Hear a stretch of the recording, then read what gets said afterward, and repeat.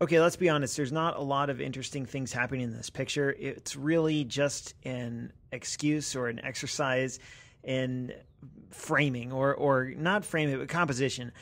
I took this when I think I was on campus delivering a letter. I think I was on the way back from the campus post office, and I walked past this building, which I think it's the Noble Research Center, which is a pretty large building. There are several buildings, in fact.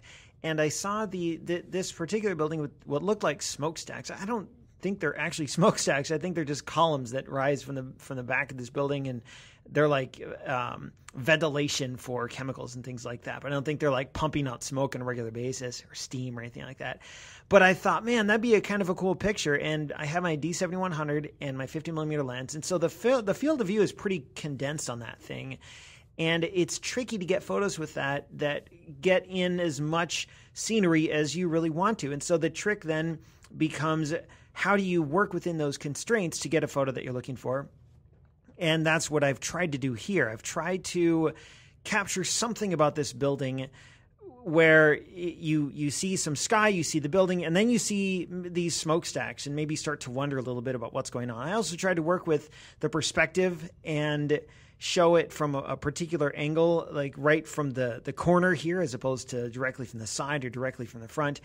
And I don't know what comes to your mind when you see it. So I don't know if anything really comes to my mind other than it's a photo of some buildings or a building with some smokestacks. But I try to kind of play around with things from a compositional, well, I was going to say from a compositional perspective, but I think I've used those two words a lot here. The other thing I was trying to do is make it look like the building is taller or bigger than it actually is, simply by where I positioned myself. And I think it works okay, but you kind of get the sense, because there's these trees in the foreground, that maybe this building isn't all that big. So I think if you were to remove those trees, Photoshop them out somehow, it might make this building look a little more tall and imposing.